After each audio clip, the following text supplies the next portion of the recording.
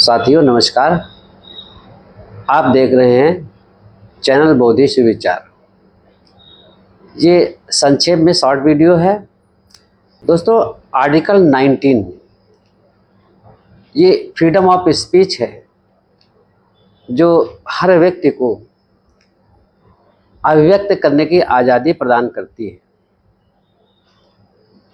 आप लोग सरकार को बनाते हो, अपना प्रतिनिधि चुनते हो,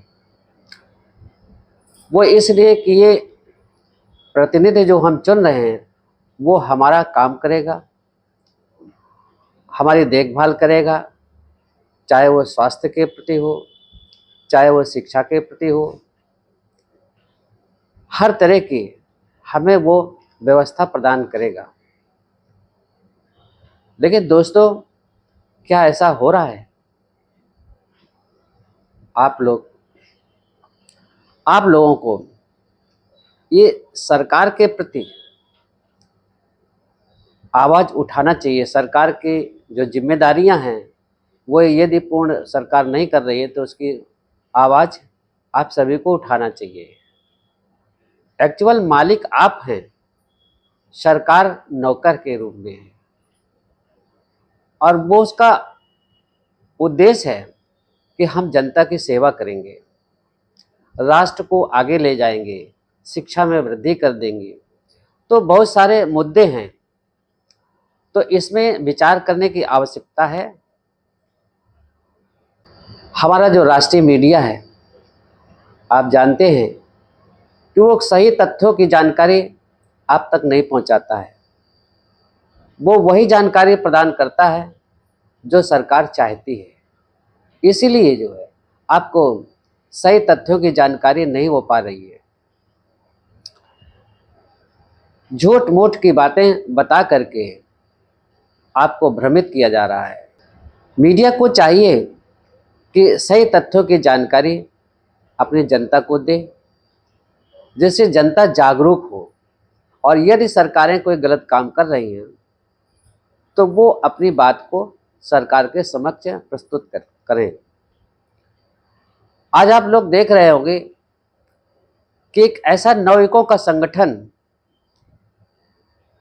जो काकरोच जनता पार्टी के नाम से प्रसिद्ध हुआ, और आज दिल्ली में बहुत बड़ी भीड़ इकट्ठा की और सरकार के प्रति नाराजगी जाहिर की। उनका कहना था कि हमारे जो नवयुवक हैं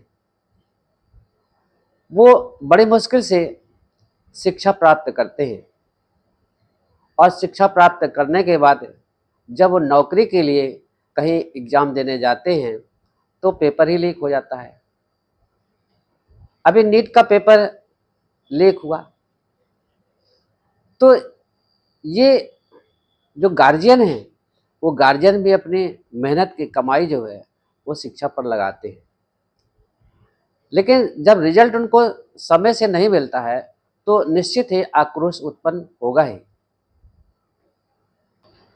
इसलिए सरकार को जनता के प्रति जो कमिटमेंट है उसकी वो होना चाहिए। हम लोग सामाजिक चिंतक होने के नाते हम लोगों के मन में भी ऐसे उबाल पैदा होता है, आक्रोश पैदा होता है कि हम जनता को सही तथ्यों की जानकारी दे दें, क्योंकि जो भारत का राष्ट्रीय मीडिया है वो बिल्कुल नहीं दे रहा है। दोस्तों, इस काम को केवल एक व्यक्ति नहीं कर सकता है, ये सभी व्यक्तियों को इस पे विचार करना चाहिए, और इस सरकार में कोई एक व्यक्ति ऐसा नहीं है जो गलतियां कर रहा हो, संविधान के खिलाफ काम कर रहा हो। पूरा शासन तंत्र ही ऐसा है। आज जैसे नवयुवकों ने शिक्षा मंत्री को हटाने की बात की, इस्तीफा मांगा, तो उनका जायज़ है क्योंकि जिस पद पर जो है यदि वहाँ गलतियाँ होती हैं तो उसकी अकाउंटेबिलिटी फिक्स होनी चाहिए, अगर वो जिम्मेदार व्यक्ति है।